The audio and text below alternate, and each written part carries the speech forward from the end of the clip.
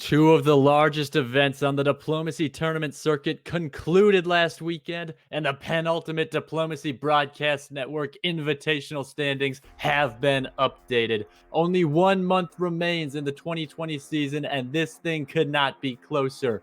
Get into the diplomacy spirit and stuff your stockings with supply centers. Some call it the naughty list. We call it the DBNI Top 28. This is the DBNI Countdown Show.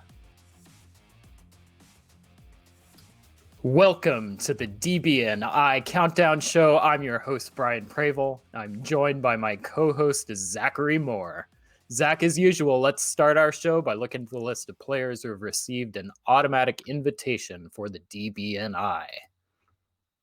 Thanks, Brian. Anyone who wins a qualifying event receives an automatic invitation. So far, there have been 11 qualifying in the 2020 season, and we project only 2 more auto qualifications remain. Now, on screen right now, we see the winners of qualifying face-to-face and virtual face-to-face tournaments. Let's start with the new one. Morgante Pell joins the Circuit Elite, snatching an automatic qualification for winning the VWDC. Now, we are projecting that there will be one last chance to win an auto qualification before the season ends. Just one more shot. Looking now at the winners of qualifying extended deadline games. New to the list, it's Italy's Alessandro Kutasov Tavani, who receives their auto bid after a big win in Nexus Season 5. There are no more extended deadline tournaments projected to conclude for the remainder of the 2020 season.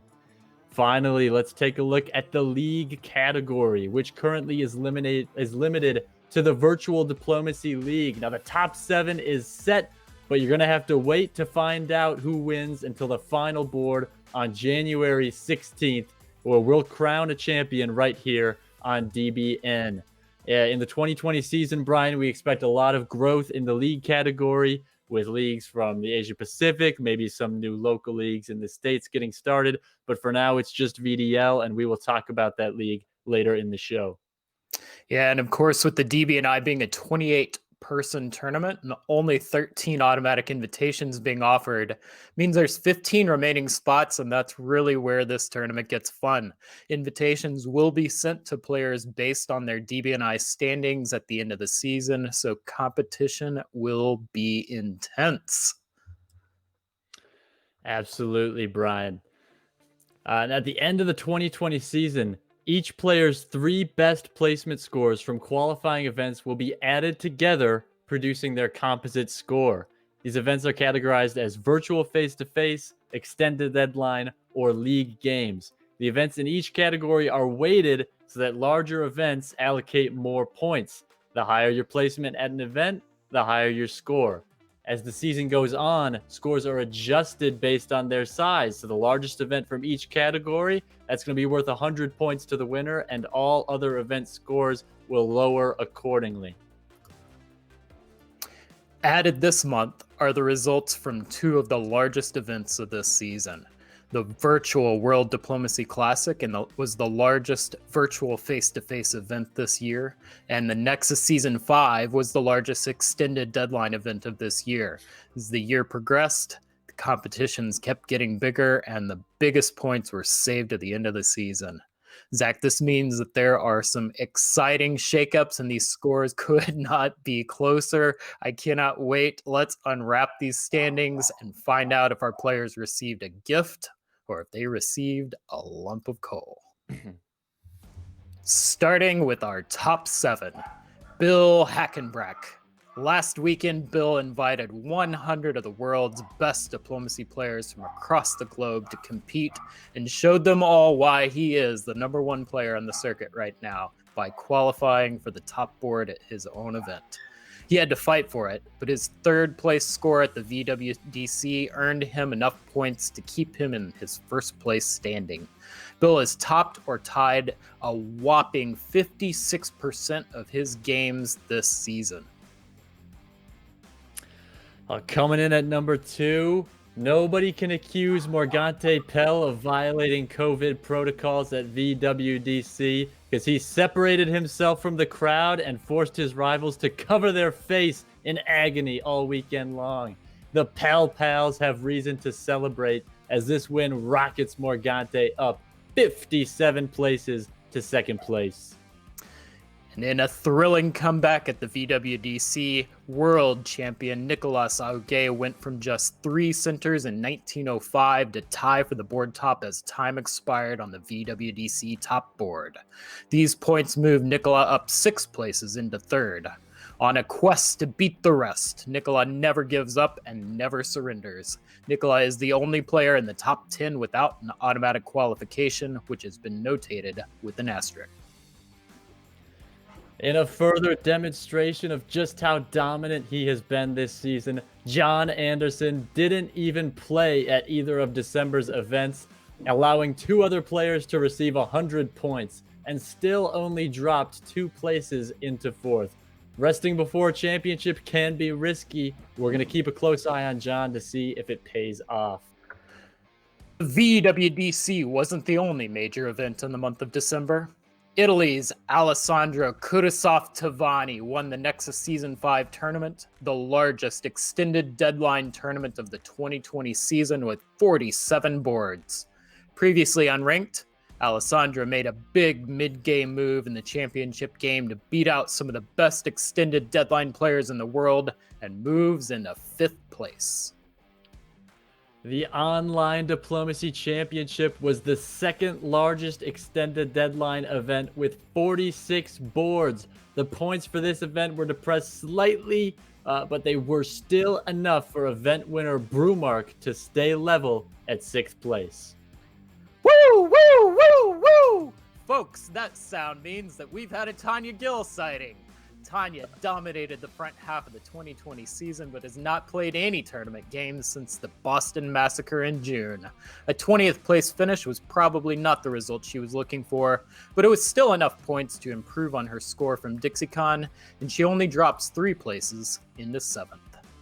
Looking at places 8 through 14, returning to the extended deadline world, Davide Scignoli drops just 1 place on the strength of his win of the 43-board Nexus Season 4 tournament. The DixieCon champion and original member of the Windy City Weasels, Christian Klein placed 12th at the VWDC, and despite a slight score improvement and an eye-popping 60% topping rate, it still wasn't enough to stay in the top 7. Christian drops from 3rd to 9th. Tommy T-Bone Anderson needed a rare performance at VWDC to stake his claim on the top 7, but a 14th place finish with no blood on the knife means his orders were merely well done. He improves his score, but not enough to keep him from dropping 5 places into 10th due to the slight reduction in value of his tournament win at the Liberty Cup. Andrei Gribikov, perhaps staying home alone for the holidays, took a break and did not play in any qualifying events this month. He drops 3 places into 8th. A word of advice to all the tournament directors out there: if Maxim Popov registers for your event, keep a Best Country award for him in reserve. At the VWDC, Maxim won yet another Best Country and put on a show as Italy, going toe-to-toe with standings leader Bill Hackenbrack in the championship game, placing 5th overall. Maxim moves up 3 places into 12th. Siobhan Nolan may love us all, but in the DBNI, love is not all you need. You also need to play events. Resting on the laurels of her big win at Cascadia, Siobhan drops out of the top 10 into 13th. Rounding out our top 14 is the player who made the biggest move of the month, Thomas Poser Tom Moe, who moves from 146th place all the way up to 14th. Previously having only competed at Cascadia, where he did not top a single board, Thomas passed through the 7 levels of the candy cane forest, through the sea of swirly-turly gumdrops, and walked through the next Nexus Discord server, where he won an impressive second place in the Season 5 tournament. Please note that while we do not have Tom's topping percentage for his extended deadline games, we can promise you that it was higher than 0%. Moving on to positions 15 to 21. Few players on the tournament circuit have had an upward trajectory as impressive as Farron Janes. Moving from 59th to 23rd last month, she moves up another 8 places into 15th place with the only solo at the VWDC, impressive play on the top board, and a 4th place finish at the event overall. We previously questioned how Farron would respond to playing with the target on her back, and the answer appears to be ferociously. Sergei Sergeyen is one of the more well-rounded players at the circuit right now, with results from the Boston Massacre, Liberty Cup, and big points from his second place finish in the Nexus Season 4 tournament. During the Bubble Watch segment of our last broadcast, Bryan took a risk and called Sergei out as having a vulnerable position. He was wrong, but who's keeping score? Sergei holds on to his 16th place position. We have another top board appearance by the professor himself, Peter McNamara. Pete needed another good score to secure his place in the DBNI and schooled his competition, placing 7th at the VWDC and topping an impressive 50% of his games this season. Pete moves up 3 places to 17th and has likely secured his invitation. Hunter Catcher, with results from Cascadia, Weasel Moot, and Tempest. Hunter's place in the DBNI will likely be safe, but he's moving in the wrong direction. Hunter drops from 12th into 18th place. Another extended deadline player with a good single game event result from his second place finish at the ODC, Teckles stays even in 19th place. Natty Schaefer's 25th place finish at the VWDC, combined with the points adjustments and addition of the Nexus Season 5 finals, means that he drops 9 places to 20th. Natty's score is getting dangerously close to the cut line, particularly if Cascadia ends up with more boards than the Liberty Cup, which would further reduce Natty's highest score. With cigars, scotch, and shotguns, Ed's Everything Bigger in Texas persona continued to grow while joining me on the sideline of the Virtual World Diplomacy Championship top board. Reputation is important, but it isn't everything, Ed. He did not play in the last weekend's event and drops 8 places into 21st. And on to our final list of players above the cut line. Here's 22 through 28. Even 3-time world champions need to play to keep their position in the standings. Andrew Goff takes another event off and drops 8 places into 22nd. Andrew is holding on to his position in the DBNI on the strength of his performance at DixieCon. As the second largest virtual face-to-face event of the year, it is unlikely that that score will be further depressed by Cascadia, but even if it holds, Andrew's overall score is likely to be near the cut line. Karthik Konath increased his 3rd score with a top 25 finish at the VWDC, but this wasn't enough to make up for the reduction in his scores thanks to the size of the VWDC and the addition of the scores from Nexus Season 5. Karthik drops to 23rd in the DBNI, but because he's finished 3rd in the VDL regular season, it's almost certain we'll see Karthik receiving an invitation to Diplomacy's big dance.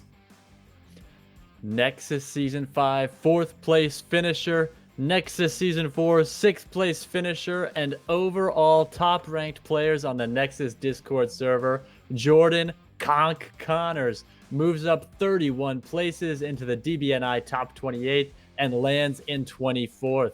There are no remaining extended deadline events on the schedule, so if Jordan doesn't play, his 47.2 points are vulnerable. Now, he's from the Pacific Northwest, so we hope to see him defend his position at Cascadia in January. A founder and editor of the fantastic Diplomacy Briefing newsletter, author of a recent strategy article describing his expert play as England earlier in the season, Russ Dennis appears content with his early successes and may be leaving his position in the DBNI standings in the control of others. Russ dropped 7 positions into 25th place.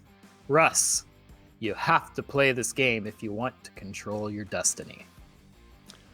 Well, recent tournaments have gone bad for Conrad, but the good thing for Woodring is that he's got one more shot to improve his score. World traveler and well-respected long-time face-to-face player finished 33rd place at VWDC, which was not enough to improve his position. He drops to 26th place, and unless he finds a strong result at Cascadia, he will almost certainly find himself below the cut line. With an incredible topping percentage of 75%, when Riaz Virani plays, he's a threat on every board. But like many others with points in this range of the standings, depending on early successes may not be enough to qualify for the DBNI. Sitting in 27th place, Riaz has only 2 scores, one of which was from Cascadia 2020. If Riaz plays at Cascadia 2021 in January, he'll have a very good chance of improving his standings, which will likely be necessary for him to stay in the top 28. We knew that at this point in the season, competition for the DBNI top 28 would be close, but we had no idea how close it would be. There is a tie for the final spot in the rankings between Eustacio Rauli, aka EVR 1022, and DVN's own Marcus Zylstra, aka Captain Mean. Both players scored exactly 40 points, so we had to go to the tiebreakers, the first of which is a head-to-head comparison, but neither player competed at the same event, so we go to our second tiebreaker to determine who qualified. Eustachio's highest single event score of 40 points narrowly edged out Marcus's highest single event score of 38.4, making Eustachio the final player in the DBNI top 28. Every point matters. Well, here are the players on the bubble who just missed the cut. Places 29 to 35. Marcus, Captain Meme, Zylstra, Napoleon of Oz, Matthew Krill, Greg Matthews, Brad Blitzstein, Jonathan Saul, and Jackson Roberts. Less than 10 points separate these players from making it into the top 28. And we're looking now at players in places 36 through 42. Jason Massbaum, Craig Marr, your humble narrator of WebDip, Babo Natale, Klaus de Graaf, Doc Binder, and Benji Aarons Richardson. They could all get an invite with a decent score at Cascadia. Only 13.2 points separate these players from the current top 28. Yeah, it's also worth pointing out that there were 2 ties for our Bubble Watch players. Jackson Roberts beat out Jason Massbaum for 35th place by winning the head-to-head tiebreaker. Jackson had a higher result at all 4 of the events that both he and Jackson competed at together. Klaus de Graaf beat Babo Natale for the 39th place with a second tiebreaker of largest single event score. And with only one event to go, the DBNI top 28 qualification could come down to just a single center. All right, Zach, it is time for one of my favorite segments, Bubble Watch. First up, let's take a look at the last out players. Leaving the DBNI top 28, Marcus, Napoleon, Brad, Jonathan, and Craig. Replacing them, we see Morgante, Alessandro, Thomas, Jordan, and Eustacio. And next, we will move on and see how we did with our predictions from last month. Starting with the players we thought were most vulnerable, I picked Riaz Virani and Marcus Zylstra. Marcus was knocked out, but Riaz managed to hold on and currently sits in 27th place. That makes me 1-1. And Zach, I picked Craig Mayer and Sergei Saragin. I was right about Craig, and I was very wrong about Sergei. I'm 1-1 as well, but I think I'm going to give you the edge in that matchup because you were closer to being right than I was. Well, Brian, I'll take any edge I can get. For players with the biggest opportunity, I picked Randy Lawrence Hurt and Jason Mastbum. Neither player improved their standings, and both actually got worse. I'm 0-2 on this segment. Please give me space during this difficult time.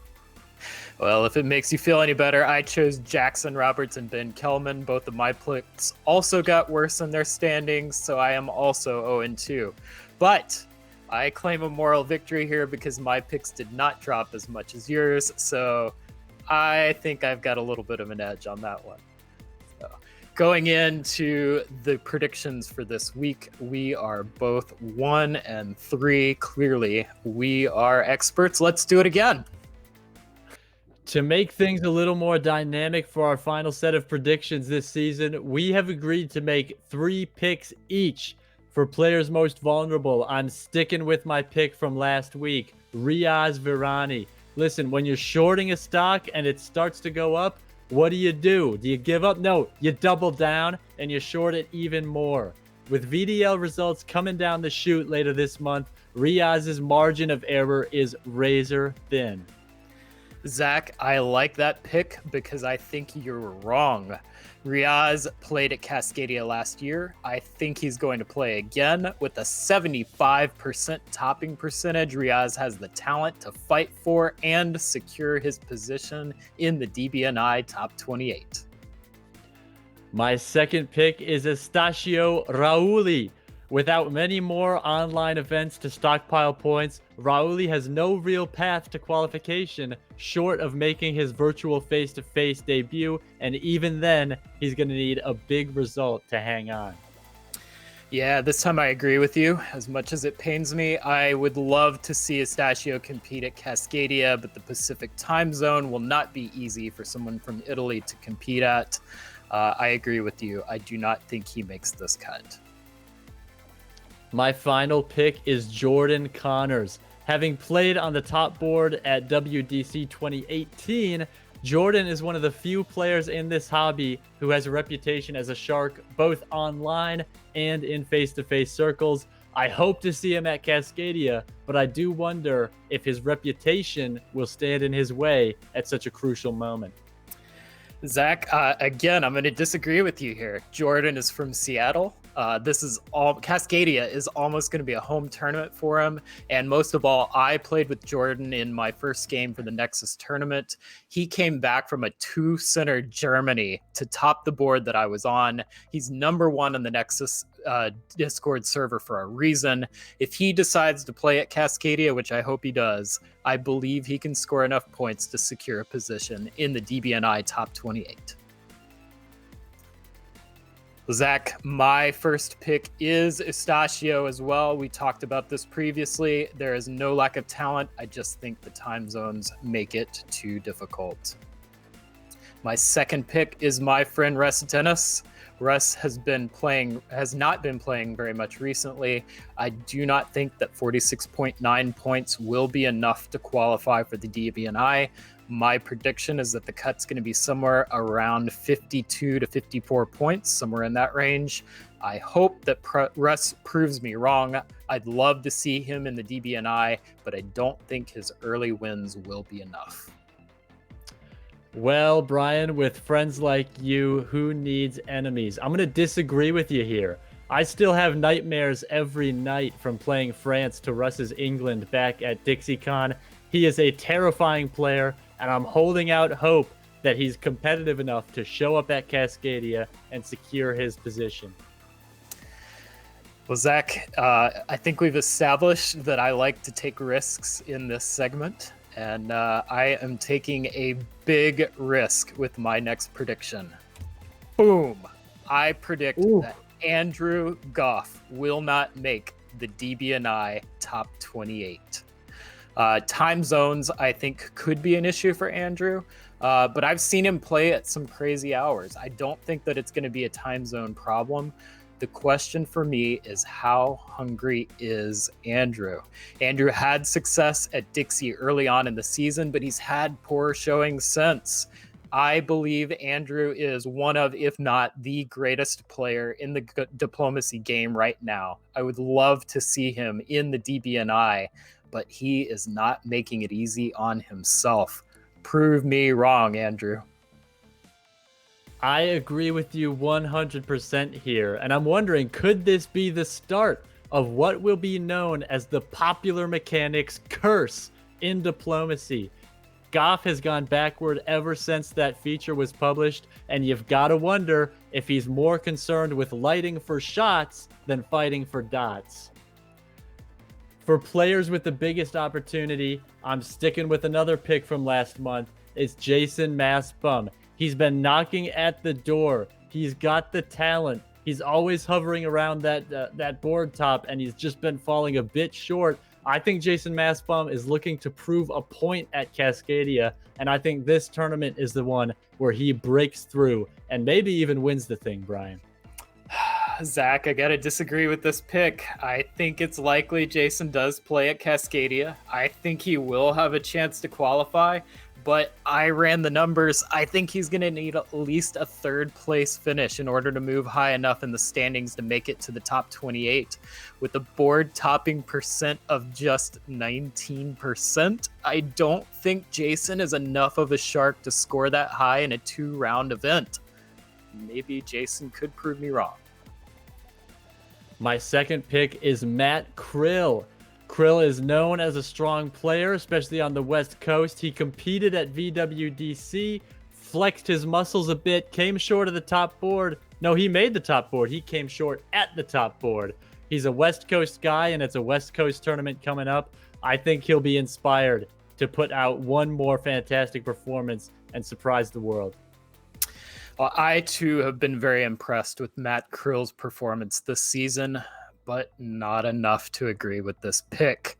I think Matt could crack the top 28 with the top 3 finish at Cascadia, but there are just so many things that would need to fall into place for him. I don't like those odds. The thing that particularly bothers me about the Matt Krill pick is that he will not be getting any points from the VDL scores, nothing meaningful. That is the final 100-point event of the season. There are multiple players on the bubble that will be getting points from the VDL. I think that will be the thing that keeps him out of the DBNI.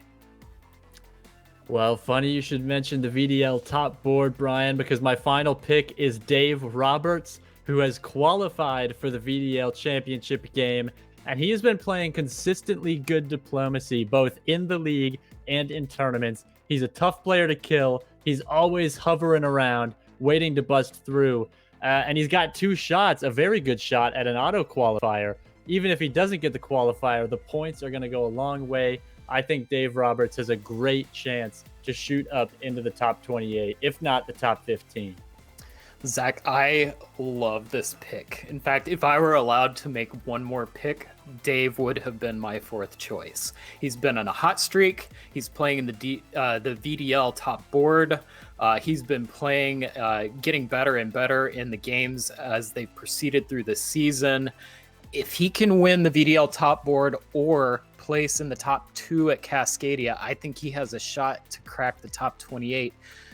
But a lot's going to have to go right, which is why I made him my 4th pick and did not make him my in my top 3. So for me, Zach, for my picks, I am doubling down, taking your lead and sticking with my previous picks. Staying in the Roberts family, I'm picking the younger member, Jackson. He's not going to be getting the huge points from the VDL because he narrowly missed out on qualifying for the championship game, but his 9th place finish will increase his score slightly. He will only need a top 5 finish at Cascadia plus his points from the VDL, and I think that's going to be enough for him to squeak in and qualify in the DBNI top 28. I like this pick, Bryan. He's had a string of strong performances, but doesn't really get talked about as much as a scary player, which may lead to him being overlooked at Cascadia. I think he may sneak up on some people, although I suppose this segment will not do him any favors. Well, for my second pick, I'm sticking with Ben Kelman. He'll likely need a top 2 finish at Cascadia to qualify for the DBNI, but I've seen some quality play from him this season. I think it's Ben's time to shine.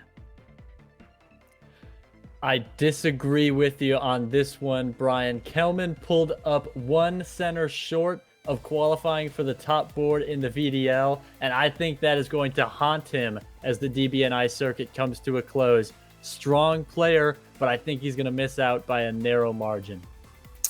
Zach, my final pick is a new one, and I'm going to go all the way down to 56th place, and I'm going to pick Liam Stokes.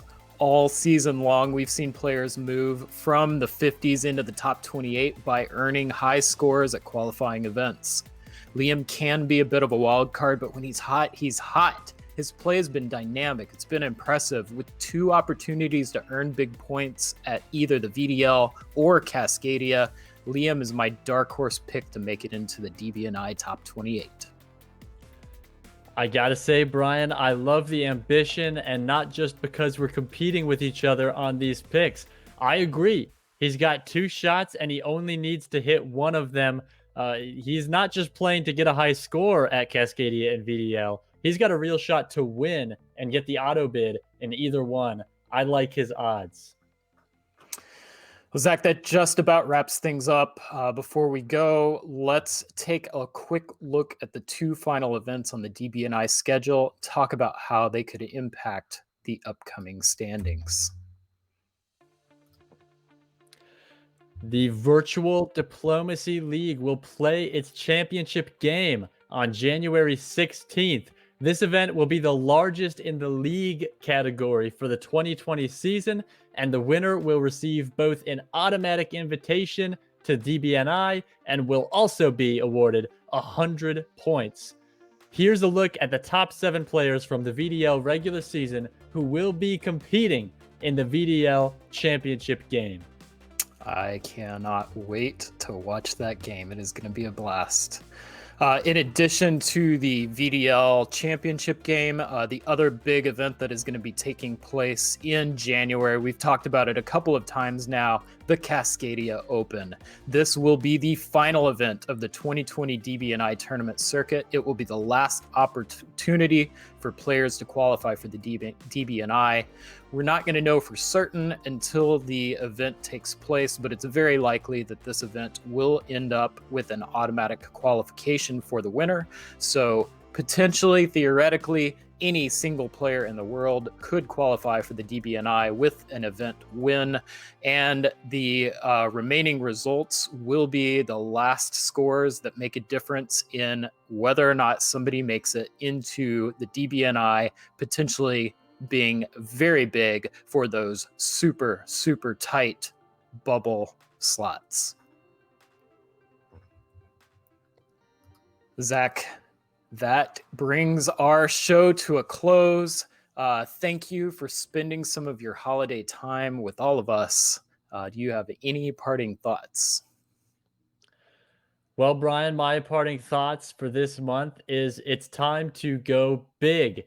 We've seen a theme throughout the season and a lot of events of somewhat cautious play, managing points, managing risk, trying to keep people in position, jockeying for those spots to get on the bubble. Well, now that there's only really one open event left, it's time to throw caution to the wind. I am expecting and I am hoping to see some aggressive, some risky, some cutthroat play at Cascadia for players who realize there's no more next month. It's this month or you're done. Thank you all for watching the DBNI Countdown Show. This is our first time to do a premiere video. It has been a ton of fun. If you have any questions or comments, please contact us on Twitter at DiploBN or email us at info@diplobn.com. And if you enjoyed this show and haven't already done so, please click on the subscribe button below. This will help you receive notifications when we broadcast. And then tell us your thoughts about the show in the comments section below. This helps YouTube prioritize these videos and helps our channel with its goal of sharing the game of diplomacy that we love so much to the wider audience of players. I hope everyone enjoys this holiday season. We hope to see you on a diplomacy board soon.